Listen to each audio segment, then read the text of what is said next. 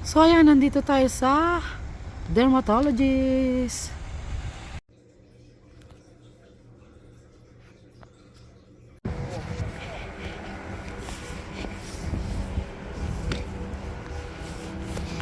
Balik na naman tayo dito sa doktor. Follow up ng check up ng paa natin. Tayo sa taas. Tayo sa taas. So ayan. Follow up check up ng ating sugat sa paa. Magaling na mga kamama. Magaling yung binigay sa aking gamot ng doktor. Hindi ko lang alam kung anong gagawin ngayon. Ano bang ano nga yun? So ayun, tapos na tayo magpa-check up mga kamama.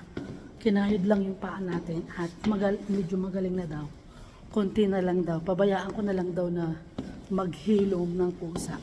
Pero babalik pa rin ako sa after 6 weeks para malaman niya kung ano talaga yung magiging resulta within 6 weeks. So yun, ang galing ng gamot na binigay niya sa akin.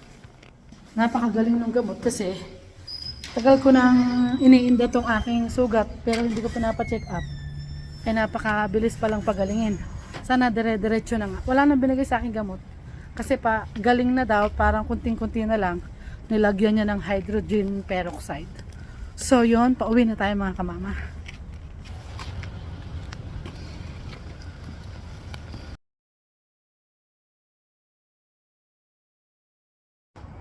Hello, good morning mga kamama. Nandito tayo sa Habitat for Humanity.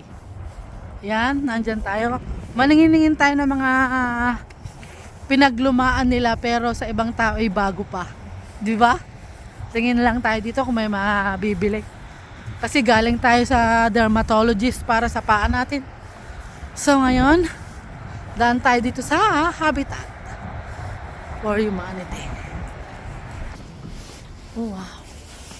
Marami nga oh. Yung mga Christmas light din anak. Ba ano kaya to? Ba ayos to ah. Pang ano to? Pang showbill yan. Maganda mga ano yan. Magkano? 250? Ayan oh. Kung ano ng isno. 250 siya. Oh, side table ni ka bebe. $5. Meron dito yung ano, cable saw. Try mo lang, tingin-tingin tayo dito. Oh. Kaya nga oh. Ano naman yan? Marami pala dito. Sorted na. Parang may Home Depot din style oh. Yung mga ano, mga tools, mga screws. Mga gulong ng upuan. Marami ka palang mabibili dito. Sorted na.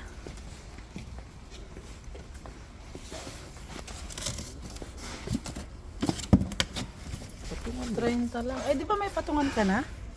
Yan, 30 oh. Patungan pag may ginagawa ka. Sa construction ba, may puputulin kang mga kahoy. Ngayon nakita ang kapaba natin. Damitan. 185. Ayoko, medyo mahal. So ano naman to? Oh, escaparate. Sold na siya. Ang ganda ng kulay. Ayan, second hand ng mga kahoy. Meron. Kung talagang may lalagyan ka lang ng mga ganito, hanap ka lang pala dito, no? Ayan, oh, pinturahan lang yan, ah.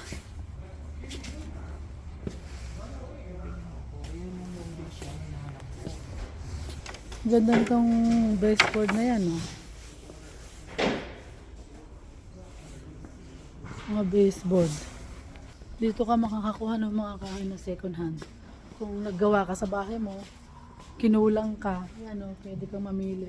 Kukulayan mo lang. Ito naman yung mga ano na siya, rated. Yung mga kulay na. Diba? Ito may design o, 15 lang siya. May design siya. Ganyan. Mura lang. Magkano ka? $3 lang o. Oh, $3 lang. $3.50. Mga tools ng mga screws. Oh, yan. Oh. Aba, may ano dito ah. Ay, maliit yan. Meron na si Papang ganyan eh. Ang cute nitong pang display na to, anak. Ito oh. Ang cute. Ano kaya to? Super cute. Ano to? Anong purpose nito? Pang display lang. Ang cute oh. Ano na yan ah? Ang cute nung ano puno. Gusto ko sana kaso walang price. Naman mga ano to, ilaw-ilaw. Ito mga upuan. Oh, matibay kaya yung ganyang upuan, nak. Yan, mga ilaw-ilaw Christmas tree. $40 ang Christmas tree nila. Parang mahal ah. Ito ano naman yan? 150. Rocking chair. Rocking chair. Hindi nga pala hindi pala maano. Ang mahal naman sa ng price. $75. Ang cute niya. Ano siya? Bali square. Oh, ito round naman siya. Ang cute din. Oh, may compartment sa loob na. Kano kaya to? Eka, mahal nito isa kasi iba siya parang ayun, mas mahal to. Pero bilog. Maganda sa living room kasi hindi malaki ang space. Mahal naman. Magkano? 135 naman. Pero ang cute niya. Pwede kang maglagay sa loob ng something yun, no? Ito naman, double to. 75, maganda rin naman pag magkakape ka. Kasi yung sa atin pahaba eh. So ayan, may mga couch din dito, mga second hand lahat. May mga parang antik-antik din. Vanity, ang laki. Maganda to. Yung malaki para swak na swak agad, hindi matapon yung tubig.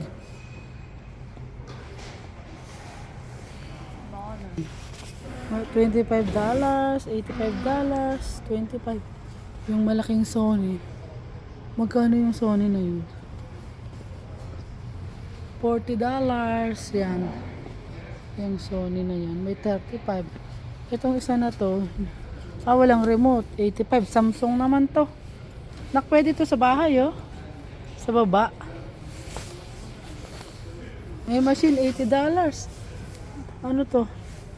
Kenmore. Buti na lang may machine ako, binigyan ako ng teacher ko.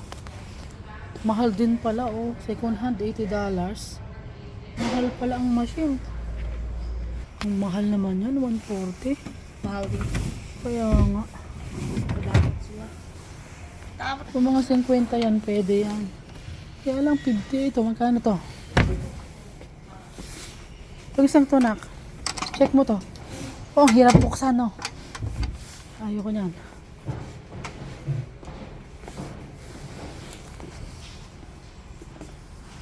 Ito sana, okay sana. Ang problema, 140, napakamahal. 65. Ito maganda, o $1 lang. Tapos yung size niya, sakto lang. Wala nga tayo ng 5 plato. Yan.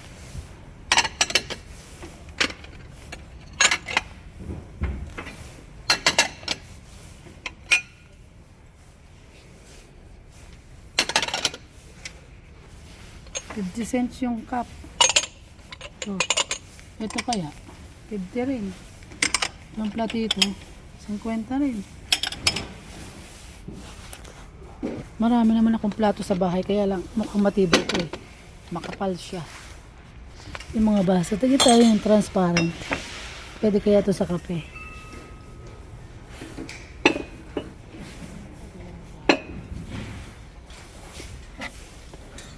$1 lang. Bibili ako nito dalawa. Ayaw ni Kapapa yun eh. Ang ganda-ganda ng ano ba? Ang tibay-tibay. $1 isa. Yung maliliit 50 cents. Oh, what is this? I think this one is good. 80? Ah, dalawa siya.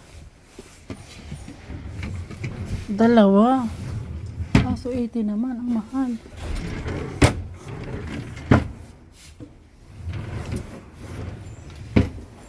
Sukatin ko nga.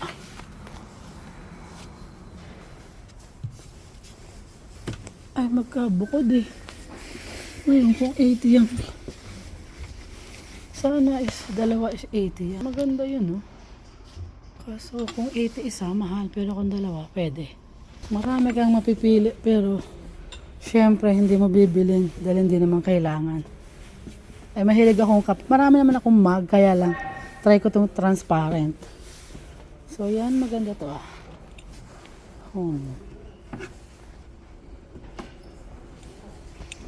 Katabi nung binili mo, isa lang ba yan? Maganda yan, almost all the way yung bagbukas. Hindi, dalawa. Dalawa na daw? Maganda kung kukunin ko yan kung ganun. Dalawa ito. So, mukhang kukunin namin tong isang drawer na to, dalawa sila. 80, so pag dalawa times 2, 160. Pwede na siguro. Medyo malapad nga lang. So, ayan, nakabili na naman tayo. Bibili daw tayo.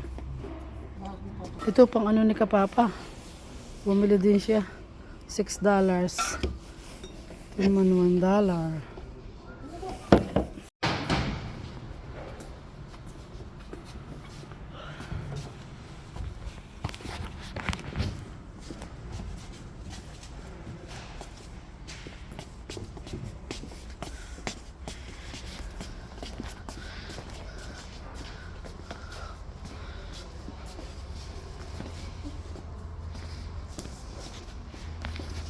Hindi ko naman ito kinahanap. So, ganda pa siya.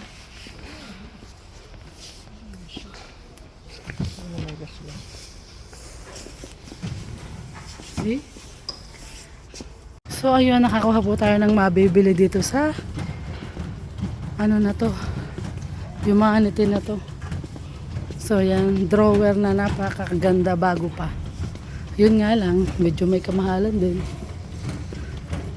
Pero okay lang kasi nagtitingin talaga ako ng drawer kasi may papalitan ako.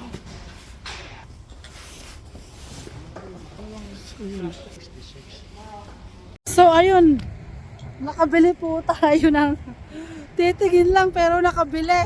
168 ang nabili namin. Nakaw! Talpog na naman ang 168. Pwede naman pong gumawa ang ating Kapapa kasi marunong po siyang gumawa. Kaya lang sabi ni Kapapa kung gagawa siya, hindi lang 160 ang magagastos niya sa dalawang yan. Aabot pa daw yan ng 300 double. So, mukhang bago pa naman. Sabi nung tindera halos bago pa daw yan. Kaya yun, nagustuhan natin kahit medyo makapal. So, yan ang presyo. 80.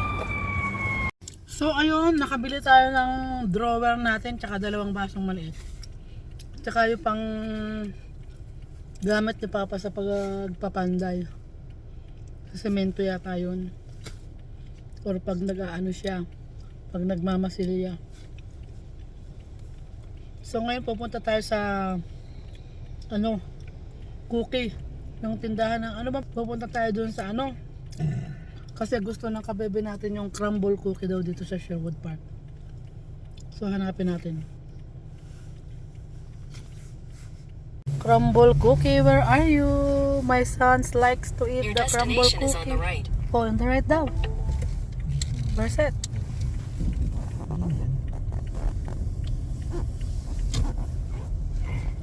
It's on the right. Ayun, crumble cookie. Ayun, nakita ko na. Andito tayo sa store ng crumble cookies. At one time na binilihan ni Kapapa si Prince, nagustuhan niya. Nandito kami sa lugar na to kaya magpabili siya ng crumble cookie. Ano kayang flavor, anak? Hi ka naman. Magandang araw po. So yeah, bili tayo dyan. Ano kayang masarap diyan?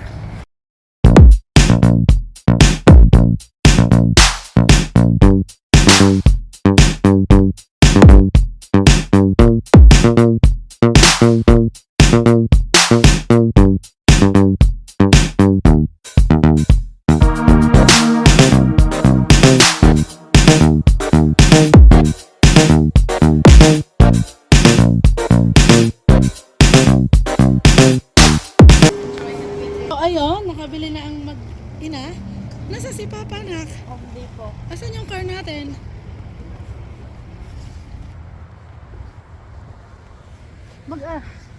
So ayun, wala pa si Kapapa, nasa Home Depot pa. Naghihintay kami dito sa car, wala kaming susi. Tapos na kami mag-order ng cookies. Muna sa inyo, ang kapaligiran dito sa Sherwood Park. Ang ganda-ganda, oh. Ganda ng ano natin, mainit ngayon. Nakakapagtaka pero buyag. November na. Wala pang snow. Nag-snowman kunti lang. Yay! Yay! Sana mag-snow ano na, January na, anak. 'Di ba? Na-miss mo na bang snow? Hindi pa. Hirap ano. So wala pang Kapapa. Tayo kay Kapapa. Naningin-ningin lang daw sa ano, sa Home Depot. So ito, dito lang kami ni Kabebe. Hello Kabebe. Oh wow, ang sarap. Papa, ito daw sa'yo. Ang laki naman. Papa, hindi mo kayang ubusin yan. Napakalaki. Half kayo. Hap-hap lang kayo. Hindi, kumain ako Papa ng hopya. Hindi ko na kaya. Ubus mo yan? Eh, grabe, ang laki.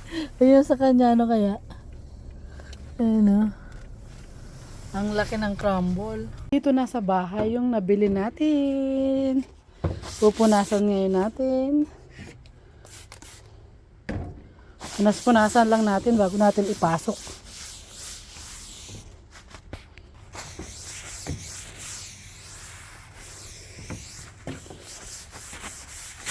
Ayan. So ang maganda dito mga kamama, pag binuksan mo malawak siya. Meron kasing drawer na pag binuksan mo siya, half lang siya nabubuksan. Ganyan lang. Ang hirap maglagay ng things. So pag medyo malawak siya, yan o, parang almost all the way, magandang maglagay. Marami akong mga drawer na nakikita na half lang siya ganyan. Ang hirap i-insert mo ng ganun yung mga things. Kaya gusto ko medyo malawak pag binuksan, oh. All the way siya. 'Di ba? Yan ang gusto ko sa drawer, hindi yung pag binuksan mo half lang, yung kalahati nandun sa dulo. So ito mahaba, 'di ba? Easy lang maglagay ng gamit. So yun mga kamamanan, dito na sa bahay ang ating drawer. Mga kamama, ito yung papalitan natin. Nakita nyo, 1, 2, 3. Di ba wala na yung dalawa? Wala na siya. So, yan yung papalitan natin, di ba? Isa lang siya, pero dalawa yung nabili natin. Ang ano nga niya, yung size niya, 1, 2, dalawang dangkal lang yan. Kaya makapal itong nabili natin.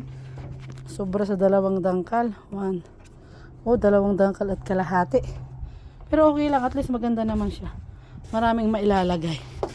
Diba, dito binili natin to sa ano, second hand lang po yon sa Humanity. Para pong ano siya, value village.